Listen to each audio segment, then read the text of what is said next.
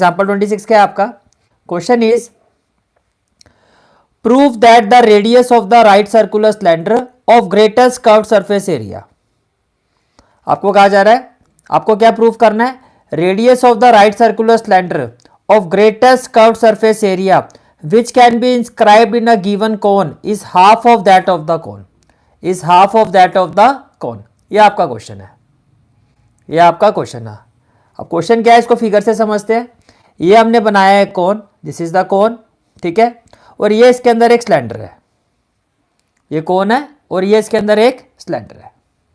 अब हमें प्रूव करना है कि ये जो सिलेंडर है, ये जो सिलेंडर है इसका मैक्सिमम कर्व्ड सरफेस एरिया कब होगा? जब इस सिलेंडर का जो रेडियस है वो इस कोन के रेडियस के हाफ के इक्वल होगा। इस सिलेंडर का मैक्सिमम कर्व्ड सरफेस एरिया यानी कि curved surface area of maximum curved surface area cylinder which can be inscribed in this cone when radius of this cylinder is equal to half of the radius of cone. ये देखो, prove that the radius of the right circular cylinder of greatest curved surface area, radius of the right circular cylinder of greatest curved surface area which can be inscribed in a given cone is half of that of cone, is half of that of cone। यहां तक clear होगी सारी बात, ठीक है। अब किस तरह से हम इस क्वेश्चन को अप्रोच करेंगे? फर्स्ट ऑफ ऑल आप ये समझो, देखो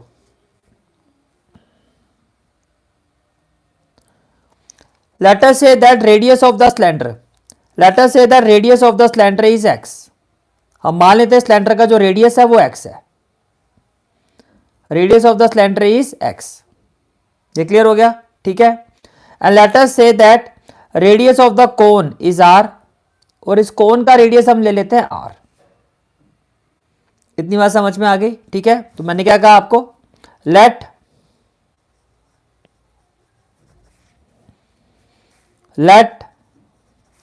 radius of cylinder,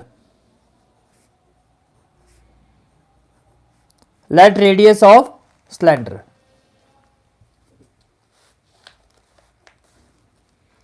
let radius of cylinder be x, let radius of cylinder be x। हमने मान लिया कि सिलेंडर का जो रेडियस है वो क्या है, x है। let radius of cylinder be x and radius of cone and radius of cone be r, and radius of cone be r। ये क्लियर हो गया, ठीक है, ओके। और कैन आई से दैट, ध्यान से देखो, कैन आई से दैट ये जो ट्राइंगल AFC है, ये जो ट्राइंगल AFC है, दिस ट्राइंगल AFC, अगर मैं इसको H ले लेता हूं, अगर इस पॉइंट को मैं क्या ले लेता हूं, capital H, can I say that ये जो ट्राइंगल है, ध्यान से देखो, AFC और ये जो ट्राइंगल है EHC, ये दोनों सिमिलर ट्राइंगल है। अब आप कहोगे सर कैसे? देखो, जो ट्राइंगल AFC है इसका एक एंगल है C, और जो ट्राइंगल EHC है इसका भी एक एंगल क्या है, C। इसके अलावा ये 90 डिग्री, ये भी 90 डिग्री, तो बाय एंगल सिमिलैरिटी ये दोनों ट्राइंगल क्या होंगे, सिमिलर होंगे।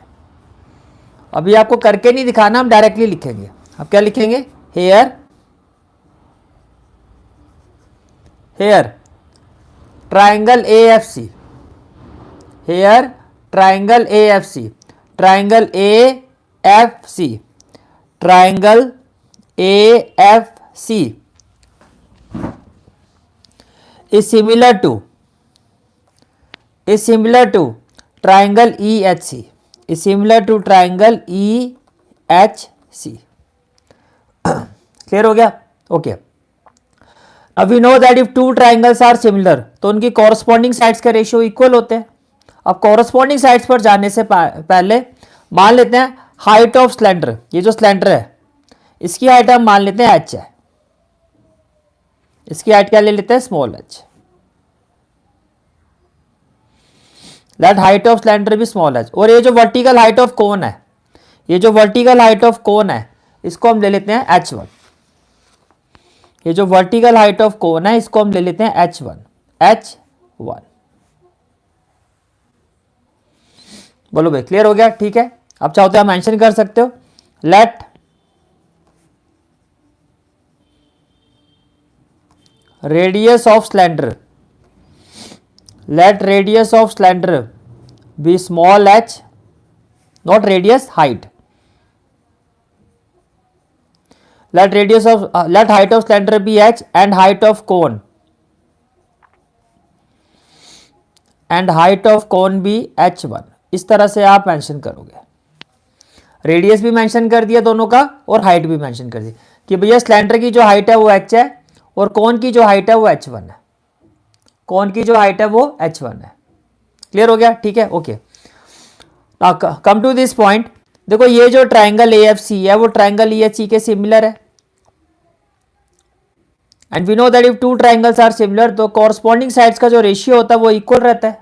अब कॉरस्पॉन्डिंग साइड का रेशियो क्या होगा? जैसे कि यहां से हो जाएगा AF, यहां से क्या हो जाएगा AF, तो सिलेंडर के केस में क्या हो जाएगा? इस ट्राइंगल के केस में क्या हो जाएगा? EH।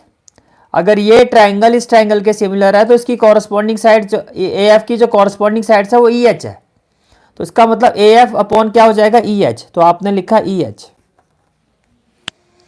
इक्वल टू ये जो ट्राइंगल AFC है इसका बेस क्या है? FC, तो इक्वल टू क्या हो गया? FC। और ये जो ट्राइंगल EHC है इसका बेस क्या है? HC, यहां पर क्या हो जाएगा? HC। क्लियर हो गया? विच इंप्लाइज AF, देखो A से लेके F तक ये आपका H1 है, ये आपका कितना है? H1, तो आपने लिखा है H1। फिर आपका EH,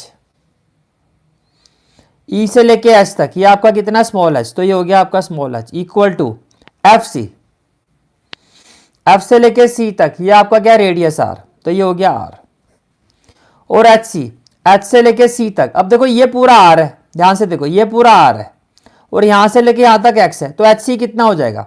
सर HC हो जाएगा R माइनस X, राइट। यहां से लेके यहां तक R है और ये X है, तो ये H से लेके C तक ये जो डिस्टेंस है ये कितना हो जाएगा? ये हो जाएगा R माइनस एक्स। H से लेकर C तक ये डिस्टेंस कितना हो जाएगा? R minus x. मैं यहां लिख देता हूं, ये जो HC है आपका ये कितना हो जाएगा? R minus x. ये डिस्टेंस ये कितना हो जाएगा? R minus x.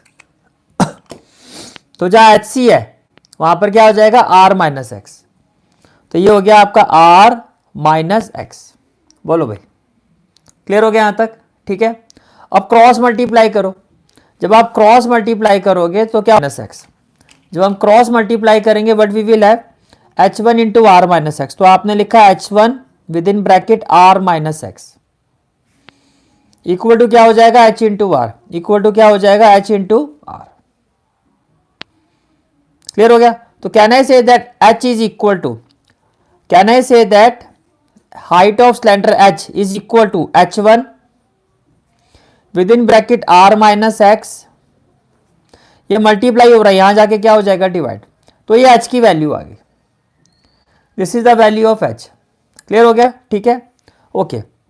अब हमें प्रूव करना है greatest curved surface area. What we have to prove? Greatest curved surface area. तो क्या होगा? Now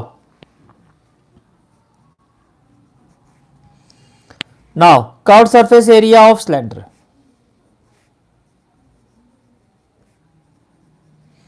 curved surface area of cylinder that is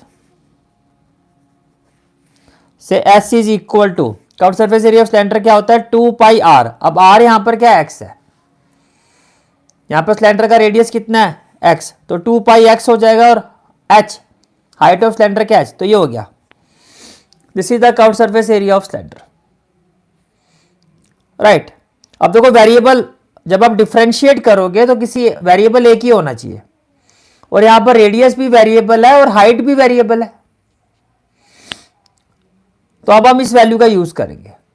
तो can I say that which implies S is equal to 2 pi X, और ये जो H है इसकी जगह क्या आ जाएगा?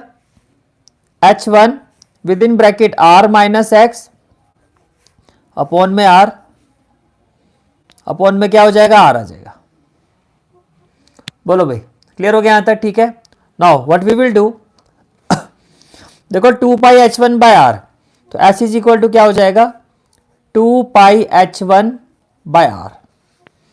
2 पाई h1 बाय आर, और विद इन ब्रैकेट क्या हो जाएगा, x इंटू आर हो जाएगा R x,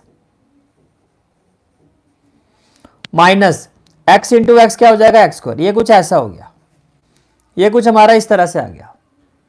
now differentiate both sides with respect to x, differentiate both side with respect to x, तो ये हो जाएगा ds बाय डी एक्स, ये आपका कांस्टेंट है, तो ये हो जाएगा 2 पाई h1 बाय आर। अब आर एक्स का डेरिवेटिव होगा r माइनस एक्स स्क्वायर का डेरिवेटिव क्या होगा 2x। क्लियर हो गया, ठीक है। Now what we will do, we will find the critical point. Now we will find the critical point.